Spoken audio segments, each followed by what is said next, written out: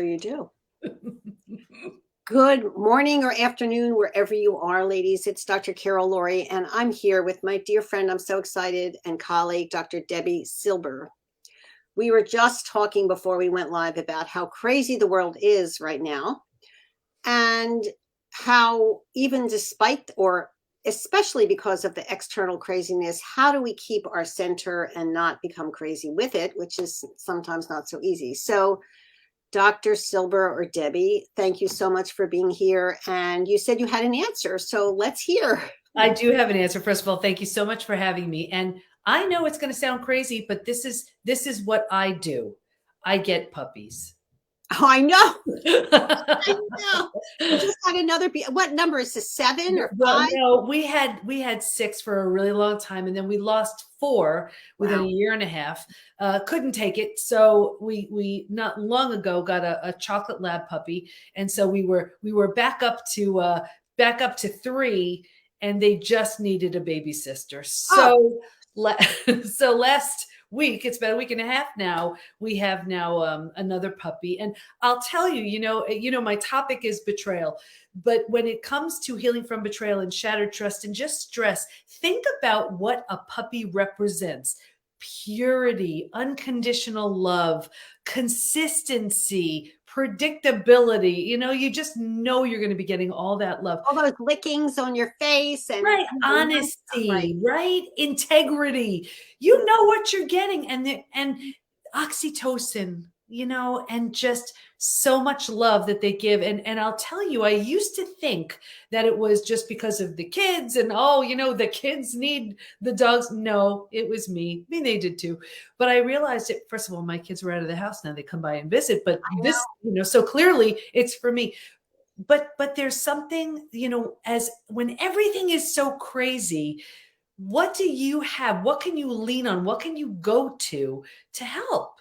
And I mean, this is just, it's a little hack that I've found. But I love it, because I love every time I see a post with a little puppy, it's like, oh, I want one. And oh, they're so cute. And oh, they just snuggle you. And I think that that's really important, that we all need more unconditional love. Yes. In between cleaning up the pee and the poop until they get toilet trained, to do it outside. But there's no duplicity in puppies. Mm-hmm. Yeah. And there is duplicity in betrayal and the world, and it throws a loop. And as Dr. Silber said, her specific niche is betrayal. And she has developed a system. She has a whole program. She has an institute in where she lives in New York. So why don't you give us a little bit of background about that for you? Yeah, sure. Well, the PBT Institute, the Betrayal Transformation Institute, is global. We are online. We are 100% online now. When we did have the live physical space in New York, even the local people wanted to be online. So now we are just global and online, which is wonderful. Yeah. So I run the PBT Institute, and there's nothing like it. We have our certified coaches who teach daily classes they're all trained and certified in the 5 stages. And I'm happy to go through that. But absolutely everything having to do with healing from betrayal. So narcissism, we have a coach who specializes in narcissism, another in reconciliation, in divorce and chronic pain. And because it affects us on every level. So every level needs to be addressed, and the right type of support is crucial too. You know, because the wrong support is more harm than good. So important. The right type of support is the difference between having this be something like upsetting and unfortunate in your life, and I'm not diminishing it, versus something that takes over your life. Exactly. And you're 10 years, 15 years later, you're still angry and stuck. And we're very aligned in this, because it's a similar attitude I have with breast cancer. Yeah. Nobody volunteers. You don't just say hi, you know, but it shows up on your path. It plops itself down. And your attitude about it is really a determining factor. How you embrace this is, okay, this is who I am now, and let's move forward, versus I'm really angry. And so let's talk about, I mean, I love that you said that. That's so important. Yeah. And you know, because think about it. Let's say someone joins I don't want to say the wrong, but you know what I mean, the wrong type of breast cancer support group or the wrong type of betrayal healing group. What happens is you're going there because you want support, but then those become your people, and then you start healing and you almost don't belong. Right. So here's where the right type of support is crucial, because you want that support to lift and inspire. You don't want to stay stuck, and I'll tell you, we have a lot of people coming into the Institute with therapy trauma too, because if that therapist isn't highly skilled in helping someone move through betrayal, it does a tremendous amount of damage. So I've had a lot of that personally, and also in my group, professionally, in my clinical practice, I see it a lot, and it really is very upsetting.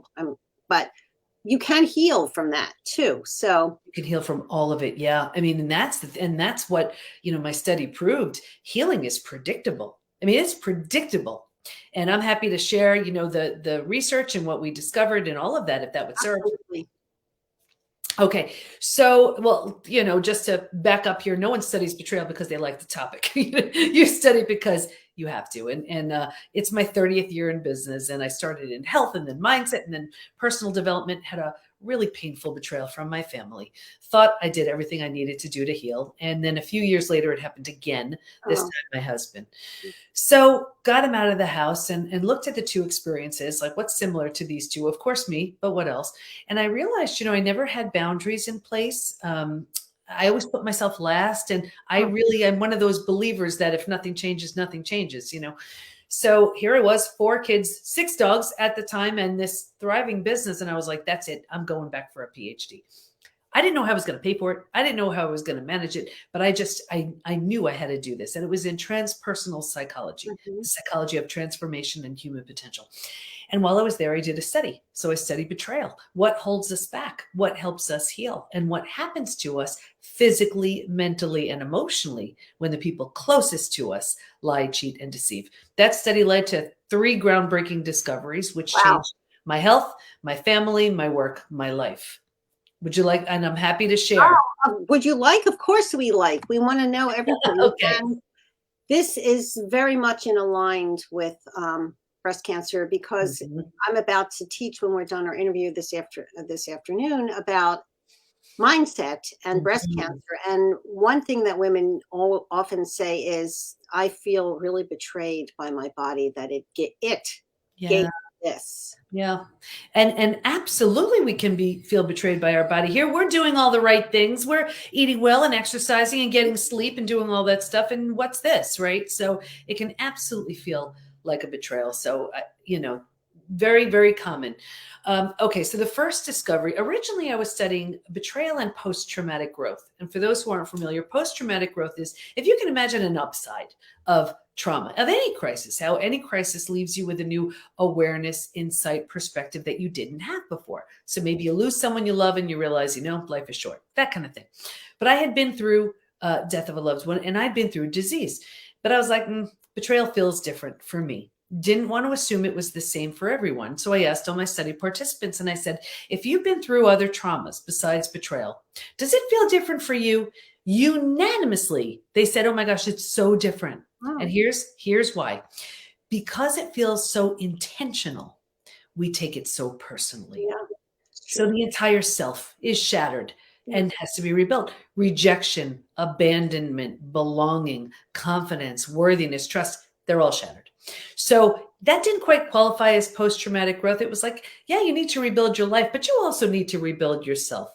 So I coined a new term, post-betrayal transformation. Love that. And that's the complete and total rebuild of your life and yourself after an experience with betrayal. So that was the first discovery. The second, and this, you're going to be really interested in this one. The second discovery was that there's actually a collection of symptoms, physical, mental, and emotional, so common to betrayal, it's now known as post-betrayal syndrome. Okay. And we've had about 60,000 people or so take our post-betrayal syndrome quiz on our site to see to what extent they're struggling. A few things about that. One thing is, we've all heard time heals all wounds. I have the proof when it comes to betrayal that's not true. Now, you referenced a while ago that, someone is maybe holding on to something and it's affecting them, let's say 15 years later. I remember you said 15. Yeah. Okay. Well, we have a question on the quiz that says, is there anything else you'd like to share? And people write things like, my betrayal happened 40 years ago and I can still feel the hate. My betrayal happened 35 years ago. I'm unwilling to trust. My betrayal happened 15 years ago. Feels like it happened yesterday. That makes me really sad. I mean, yeah, that's just reinforces the importance of trauma never goes away. And trauma can always be healed. And when you get stuck in something, you're having a difficult life. And that stuck part is very common to the third discovery. I really want to dive into that. But every couple of months, I pull the stats from the quiz. Would you? By the way, everyone who is here, I sent out an email to all of my list, and that quiz is in the email. Okay. Yeah. We have two quizzes. So is it the post-betrayal syndrome quiz? Yes. And the healed or hardened quiz? Okay. No, the post-betrayal syndrome quiz. Okay. So here's just an idea. So now almost every country is represented, men, women, you name it. Okay. 7 out of 60,000 or so people. That's a lot of people. So now wait till you hear these numbers. 78% constantly revisit their experience. 81% feel a loss of personal power. 80% are hypervigilant. 94% deal with painful triggers. These are the most common physical symptoms. 71% have low energy. 68% have sleep issues. 63% have extreme fatigue. Your adrenals have tanked.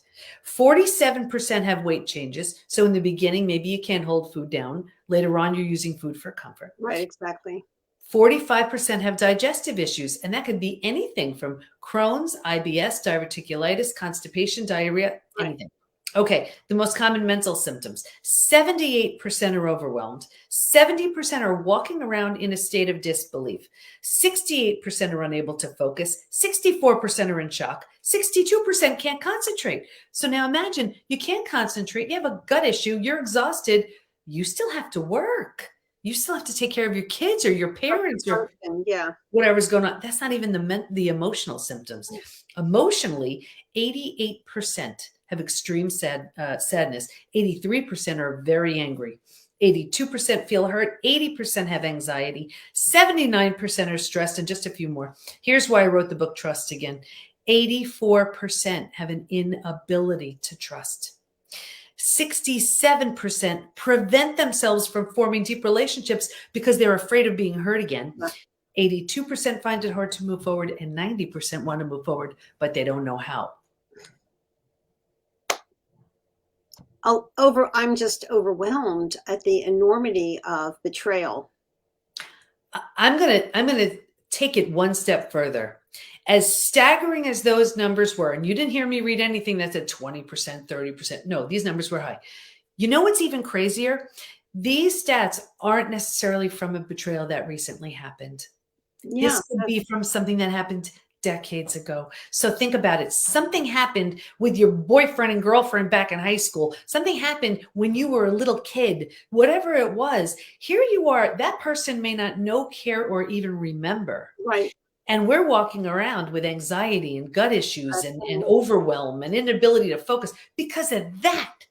Look at the power we're giving to that experience.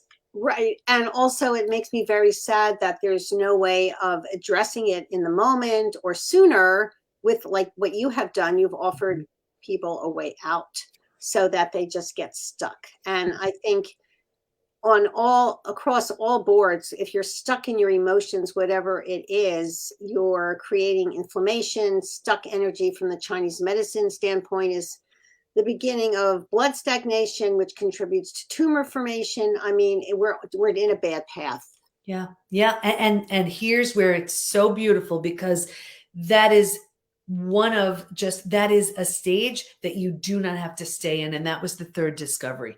This for me was the most exciting. And what we learned was, while we can stay stuck for years, decades, a lifetime, and so many people do, if we're going to fully heal, and by fully heal, I mean symptoms of post-betrayal syndrome to that whole healed state of post-betrayal transformation, we're going to go through 5 now proven and predictable stages. Wonderful. And what's even more exciting about that is we even know what happens physically, mentally, and emotionally at every one of those stages. And we know what it takes to move from one stage to the next, which means healing is entirely predictable. I love it. Want me to share the stages? Of course. Okay. So it's what our coaches are certified in. It's all we do within the Institute. It's what Trust Again is about. I'm going to give you a distilled version right here. So the first stage is like a setup stage. And if you can imagine 4 legs of a table, the 4 legs being physical, mental, emotional, and spiritual. What I saw with everybody, me too, was this real heavy lean on the physical and the mental, and kind of ignoring or neglecting the emotional and the spiritual. So what does that look like? It looks like we're really good at thinking and doing and not really prioritizing the feeling and being. But if, think about it, a table only has 2 legs, easy for the table to topple over. Well, that's us. Stage 2, by far the scariest of all of the stages. Shock, trauma, D-Day, discovery day. And it's the breakdown of the body, the mind, and the worldview.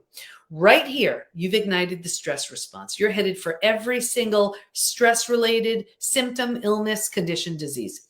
Your mind is in a complete and total state of chaos and overwhelm. You cannot wrap your mind around the information you just learned. This makes no sense. And your worldview has just been shattered. Your worldview is your mental model, the rules that prevent chaos, that govern you. Don't go there. Trust this person. These are the rules. This is how life works. And in one earth-shattering moment or series of moments, the entire thing just bottoms out, right? So it's terrifying. But think about it. If the bottom were to bottom out on you, what would you do? You grab hold of whatever you could to stay safe and stay alive. And that's stage 3. Survival instincts emerge. It's the most practical of all of the stages. If you can't help me, get out of my way. How do I survive this experience? Where do I go? Who can I trust? How do I feed my kids? Here's the trap, though. By far, hands down, stage 3 is the most common place to get stuck. And here's why. Once you've figured out how to survive your experience, You don't want to move. Because it feels so much better than the shock and trauma of where you just came from, we think it's good. We're like, okay, I got this, right? And because we don't know there's anywhere else to go, we don't know there's a stage 4 and stage 5. And because we don't know there's anywhere else to go, we start planting roots here. We're not supposed to, but we don't know that. And we start planting roots and 4 things happen. The first thing is you start getting all of those small self-benefits. You get your story. You get someone to blame. You get sympathy from everyone you tell your story to, right? You get a target for your anger. You get, you get someone to blame. You get a lot of stuff. Right? But you're so far off from your center that you're missing the whole point of your life. Because the point of your life is that you're the center, not this other person or this other event. And that hijacks your whole center. So everything is focused on that. And that's what happens for women with breast cancer. Everything gets, yourself gets hijacked and you're over there instead of being over here. Yeah. So, yeah. Exactly. And that's the thing, because that's where all of our focus is going, just like you said. And so we start, because that's where our focus is, we start planting deeper roots here. We're not supposed to, but we don't know that. And now the mind starts doing things like, well, maybe it's your fault. Maybe you're not all that great. Maybe this, maybe that. So you plant deeper roots.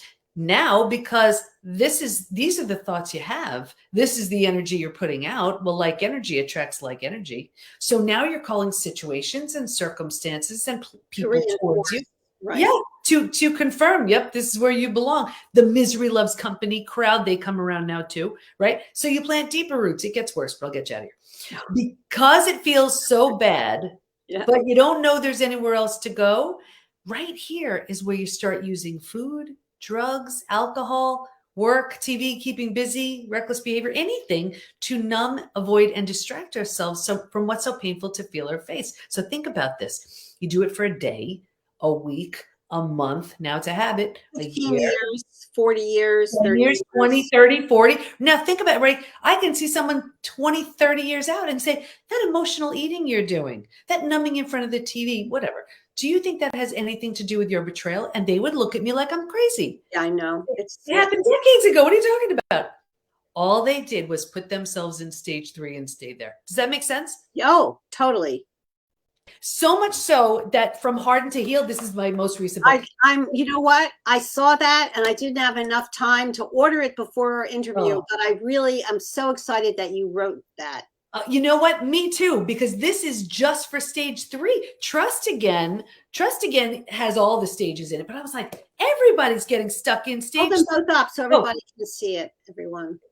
So you start with Trust Again, because this has the 5 stages Beautiful in here. cover. My story, the 4-step trust rebuilding process, but everybody was getting stuck in stage 3. So From Hardened to Healed is just for stage 3. Because you've been through the worst of it already. You owe it to yourself to move through the stages. Want me to finish stage 4 and 5? Oh, duh, of course. I'm putting notes on the page. I can't leave everybody hanging. What's stage 4? Help me get out of this. All right. So if you're willing to let go of the small self benefits, grieve, mourn the loss, bunch of things you need to do, you move to stage 4. Stage 4 is finding and adjusting to a new normal. So here's where you acknowledge, I can't undo my experience, but I control what I do with it. And I always use, and when you've just even made that decision, you start turning down the stress response. You're not healing just yet, but at least you stop the massive damage you were causing in stages 2 and stage 3. And I always use the example of if you were to move to a new house, office, condo, apartment, it's not quite cozy yet. Everything's not there, but it's going to be okay. That's kind of the feeling of stage 4. But what's interesting is, think about it. If you were to move, you don't take everything with you. You don't take the things that don't represent who you want to be once you step foot in that new space. And what I found was, if your friends weren't there for you, you don't take them with you. I love that. It's such an important concept, because one of the things I talk about for women here in breast cancer is everybody seems to have a lot of friends around them. And then when you get sick, who really shows up? Mm-hmm. Or if you start saying, no, I'm unavailable, and notice I didn't say the words, I'm sorry, I'm unavailable, but no, I'm not available. And they start acting pissy with you. That's such an indication that it's a one-sided relationship and you need to exit ASAP. So it's the same thing. It's the same thing. And it's so classic to transformation, because here you are, you're redefining who you are, what you want, what matters to you, who you want to be surrounded with. And if they don't rise, they don't come.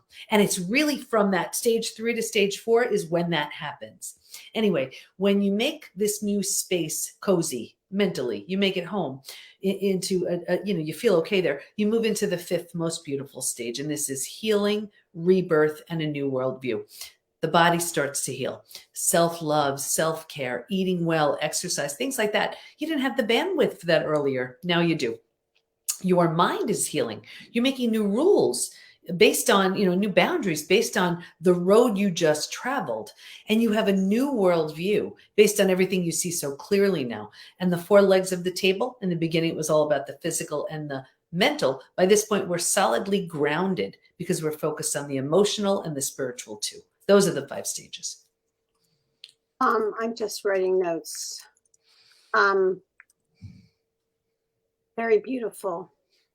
I spelled spiritual wrong. Sorry, everyone. Very, very beautiful.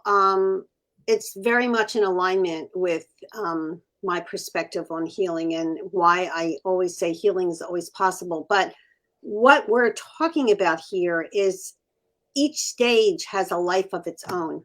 You don't just look at a stage and go, oh, hi, this is stage 3. I'm stage 4. I'm going to be here a month.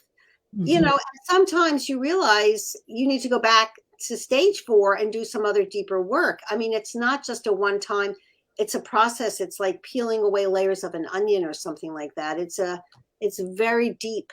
And it's this work, the transformation doesn't come without really some deep introspection. Oh, absolutely. And really what I found was the order doesn't switch. You don't skip a stage. But what happens is you tend to outgrow a stage as you move into the next, but it is not linear and clean and pretty. It's like this, you're continuing to move forward, but you're kind of going back and moving forward. It's like that. So, but yeah, transformation, here's an analogy, because this is the way I see it. It's like, imagine if you have a messy garage. You don't think it's vying for your attention, but it is. You know, Yeah. you grab what you need to and you get out of there. You don't like the feeling when you're in there. And then there's that one day where you're like, you know what? I'm going in. And think about what happens. You grab your garbage bags or, you know, whatever it is. And now it actually looks worse. And it looks worse because you have stuff all over the place. You're like, I'm going to donate that, toss that, fix that, keep this, right? And then you put in the car what you're going to donate and fix whatever and put back the rest. And think about what happens now. Now you stand back with pride. You're like, whoo, look at this. You want to call your friends over and say, come look at my garage, right? The only way you got to that place was because you dove in and did it. Tore everything apart. That's it. There's no other way. There's no other way. When it comes to transformation, it's messy, it's sticky, it's uncomfortable. And that's why a lot of people don't want to do it. But your transformation is waiting for you when you do. Right. And also, there's no messaging in society for transformation at this level. The messaging, and I talk about this often, is a woman is depressed. There is a side view of the house. The house is a quote, a mess. There's laundry, there's dishes, and she's sitting there depressed. And I look at that ad and I think, why is this the woman's responsibility? Yeah. And then she takes a pill, and then and she's sitting there folding the clothes afterwards. And I mean, I get so angry. It's like, ladies, it's not our job to keep the house clean or fold the clothes. We're in partnership. If you're in a partnership, you're in a relationship with your spouse, whether it's a man or a woman, it's your joint messaging here. Yeah. Two people are living in this house. Everybody's responsible equally to contribute what they can. And if you're not feeling well, why isn't the community and your partner saying, honey, what's going on? You know, let's get you some therapy. Let's look at our diet. Let's see a functional medicine doctor. Let's, maybe we need to have you be in the sunlight more often. What's your vitamin D levels? Let's get some extra care. Go ahead. And I love that you're saying that, because that's one of the best parts about betrayal. And now I know everybody's like, you're crazy, lady. Best parts. Yes, because here's why. Everything has crashed and burned, and you get to decide what you want to keep, what you love, discard everything else. So if the old version of you never had your needs met, never said, hey, I'm really struggling here, I need some help, this is, hey, I'm overwhelmed, this is too much, whatever it was, this new version of you that you get to create gets to change all the rules, gets to rewrite the entire script. And when you do, you're creating a version of you that never would have had the opportunity to exist had that event not happened. That's very beautiful.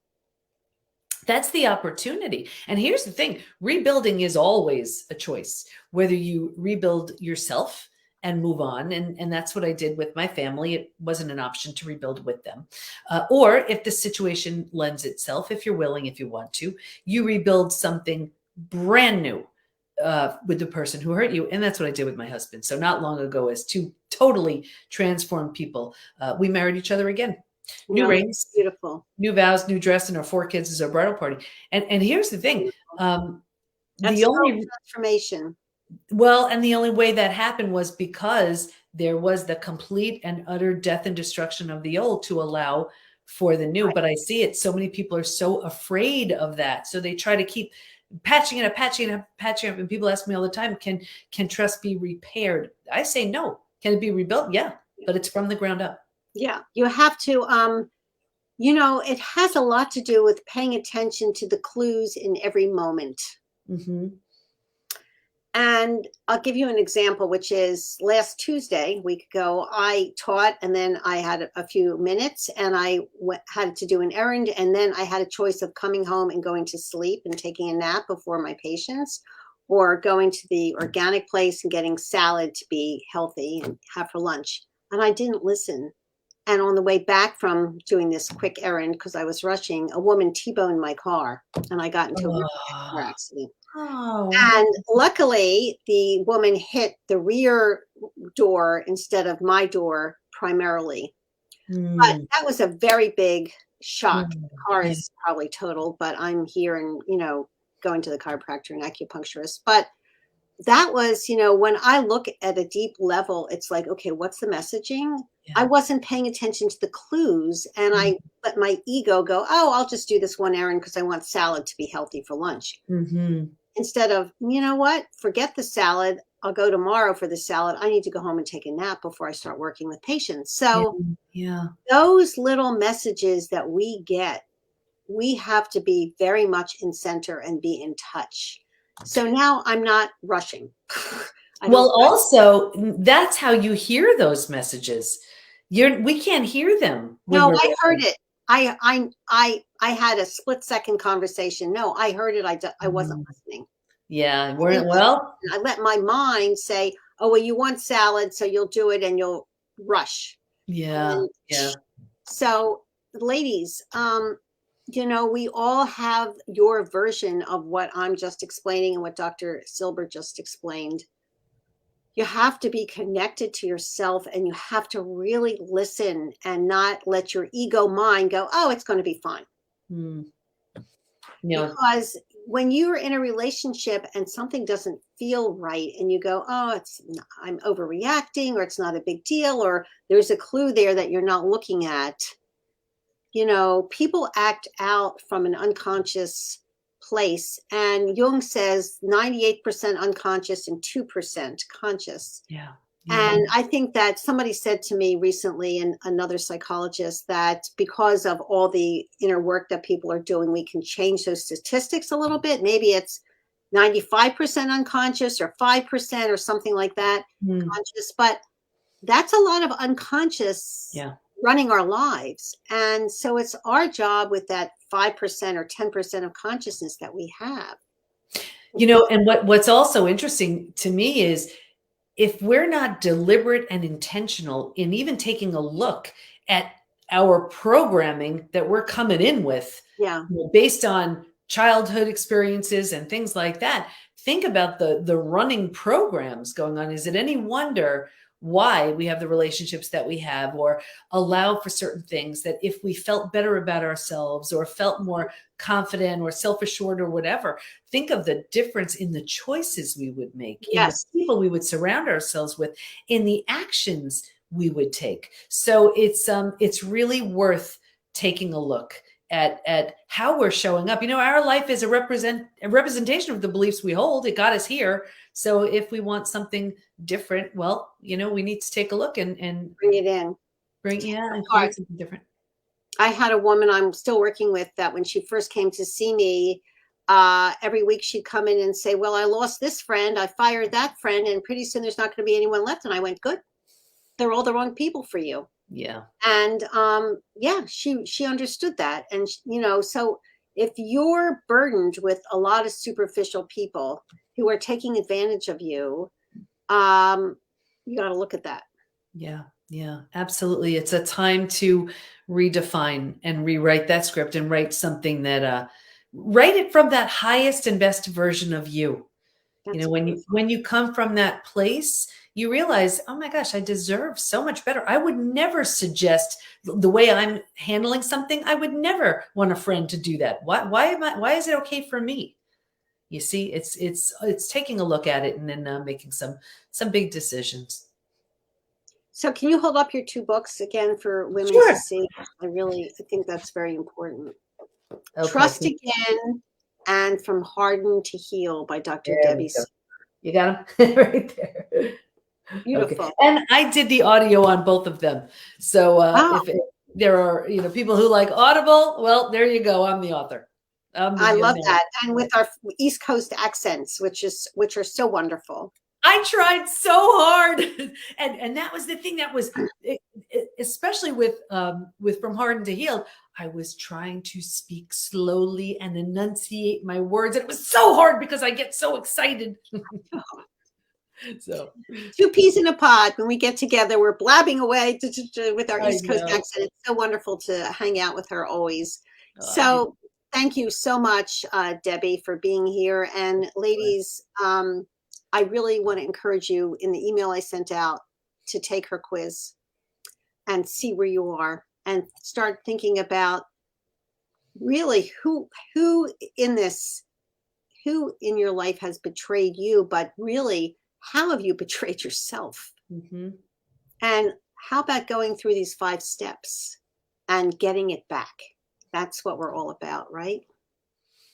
And here's the thing, the 5 stages can be applied. They showed up and were discovered through the lens of betrayal, but you can apply them to every single topic and see that they hold true. Most people, no matter what the topic is, get stuck in that stage 3. Even look at it during this whole COVID phase, right? Yeah. And I'm certainly not minimizing it. I had it twice, but there are some people who looked at it saying, "Oh my gosh, it's the absolute, worst thing ever, and I can't leave my house, and all the negatives." And there are many, yes.